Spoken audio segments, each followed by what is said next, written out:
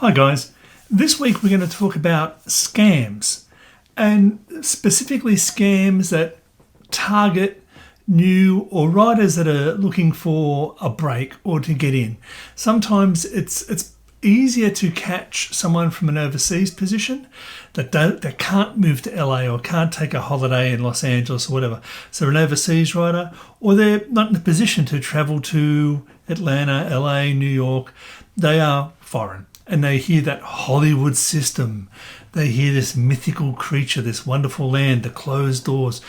So these scams are easy to do. I'm going to start at the really obvious scams and work my way through. I'd like to thank a couple of guys. I'll put their names up here real quick. Over at Stage 32, I spoke about this a couple of videos ago, Stage 32. There's a couple of writing forums that I go to. There's Reddit, Stage 32, and the writing forum over on scriptrevolution.com. Because I just love talking about writing as much as I like recording these videos or actually doing writing itself. So those two guys over there gave me some suggestions. Just put up a quick post, remind me of some scams. So let's kick off with the first one. I'm a minute and a half in already and I haven't told you anything. The first scam is called the self-weeding garden. This is the obvious scam. This is like, I'm a Nigerian prince. Give me your bank account details. I'll put 300 million in, and then take the 300 million out and leave 10% behind for you, for your trouble. These is called self-weeding gardens because they're so outrageous that anyone who gives them a second thought won't participate. And people that participate are an easy crop. Okay, all the weeds have been moved away and just the crops left to harvest. So in the writing context, this might be, hi, I represent a foreign bank. I've seen a few for Swedish oil companies or Norwegian, like somewhere weird in Europe that you think that might get your attention. They said, we're looking to invest in the independent film industry and I've become aware of your writing. Let's start a conversation. Please send your details to this Gmail address. And they always use Gmail as a rule, or Hotmail, one of those free services. And that if you send them through your details, suddenly they've got the dialogue. They can start talking to you. They've got you in. They've started that relationship, and then they'll build on that relationship. So it's not quite straight as obvious as send me money, I'll do it. The next one is, if you're on these forums, is that you do get the, hi, I've seen your work. I think it's really great and I like how you think. I'd like to introduce you to my list of people. But I need to put together a bit of a pitch document for you. Can you send me some log lines and things like that?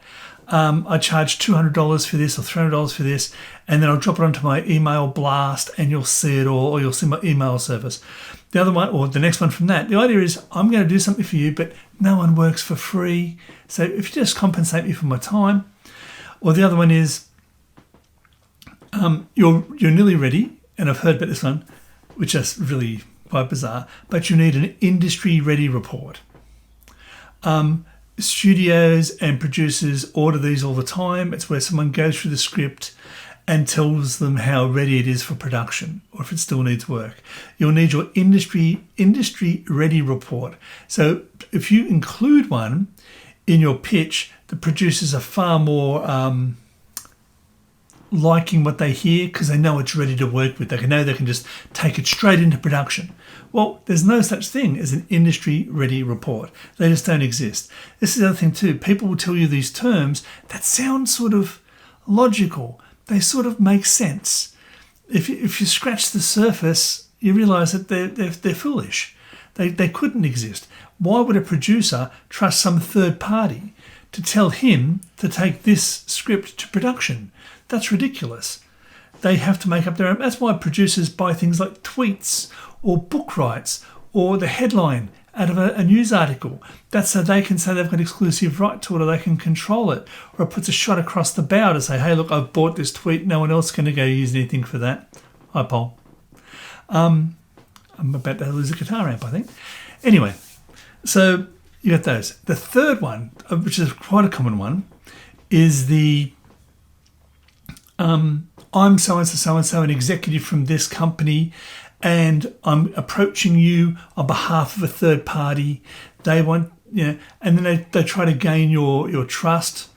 And the thing is, once they've managed to do that, then they ask for a service fee, or in advance, I'm going to be spending a lot of money on your behalf. I have to travel here. I have to do this. You'll have to pay this in advance.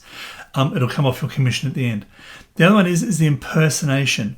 They'll go to IMDb. They'll find not Steven Spielberg, but I have seen one where they tried to say they were Richard R. Kelly. They'll find a mid-level producer. Same thing, they'll start a Gmail address in that name. They'll put numbers on the end like everyone always does. So it'll be, don't know, Elvis Presley, 1938. And they'll say, okay, here's a link to my IMDb. You'll see I'm doing this. You'll see I've got several things in pre-production. I'd like to add you to that list. Let's start, putting some money together. I'll need so much from you. I've got some other finance, and you're an executive producer then.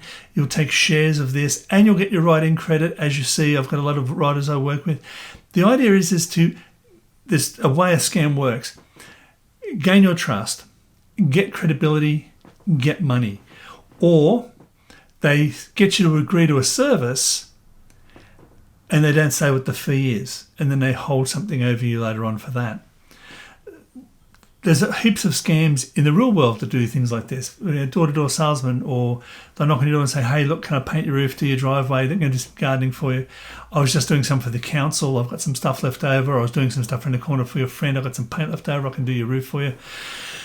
They gain credibility. Okay, so they have to gain credibility first. Once they have credibility, or they have your belief, then they can just go this far above what's normal. And because they have this mythos that Hollywood is an unknown thing, when you push back, they act like, oh, you didn't know that. Oh, I'm sorry. I thought you were professional and you didn't know that the industry ready report was required. Oh, it doesn't matter. I'll do one for you anyway. Just pay me the fee and then you'll look far more professional at your next meeting. Or I think you're ready, but no one works for free.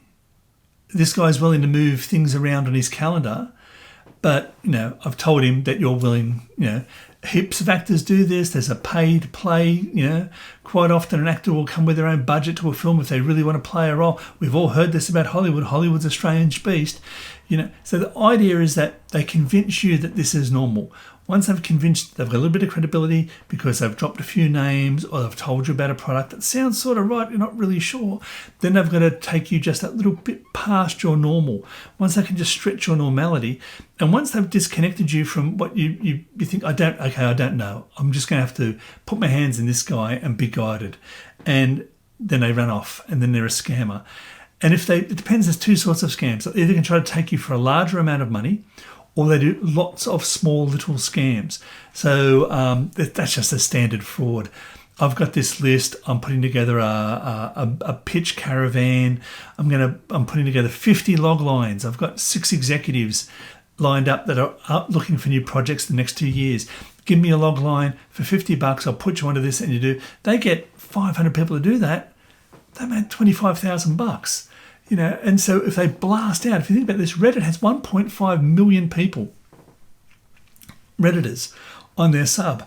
Stage 32 has a bucket load as well. Script Revolution doesn't have as many, but they are writers that have finished scripts and are going out to the market. So the people I would hazard a guess on Script Revolution are probably slightly more educated and get scammed quite as easy. But okay, what about all the small writers groups that are on Facebook? Someone joins and says, hi. And quite often a scam will start with a question. That's the other one too. Get you to engage with them. Does anyone know of a low budget screenplay that could be made for $1 to $5 million that is ready now? I've got a producer that, and people go, oh yeah, that's me. Oh yeah, I've got one of those. Yeah, great. Let me know. Or they'll ask for the stuff that's going to be super hard to make. I've got a studio overseas that is looking to get into the Hollywood market and they want a big blockbuster, Marvel-esque type film. Has anyone here written a big action adventure that would normally not be funded for a first-time writer? They've got access to a lot of money and they want pitches from these people. If you know anyone with this sort of script, please let me know. So then you're contacting them. They're not contacting you. They've asked a question. You're now approaching them. And why? Because you're approaching them, you have more trust in the situation because you feel that you're in control. These are all scams, so be careful. The real world looks like this. You write your script, you promote your script. Someone picks it up and they buy it off you. Okay? Think of this in any other way. You weave baskets, you go to the market, you put your baskets on a table, someone buys one off you, they give you money, they leave. No one comes to you and says, "Hi, I'm a basket broker.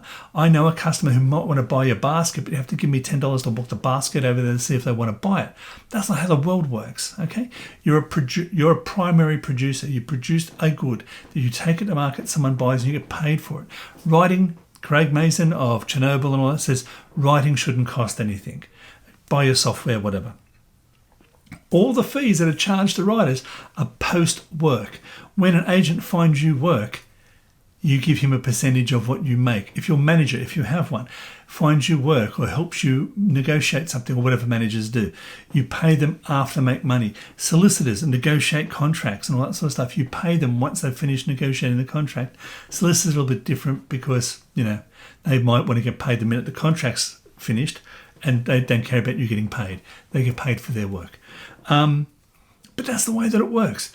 People take percentage of a writer's income. They don't charge. In Australia, it is actually illegal to charge someone to find a job. You can charge the employer. So if you're an employment agent, you cannot charge the job seeker. A spec writer is a job seeker. So you have to charge a production company in Australia for a finder's fee for finding this person. That's how agents work. Okay, guys, that's it. Like, subscribe, all those things along the bottom here. The book is coming. And until next time, keep writing. Bye, guys.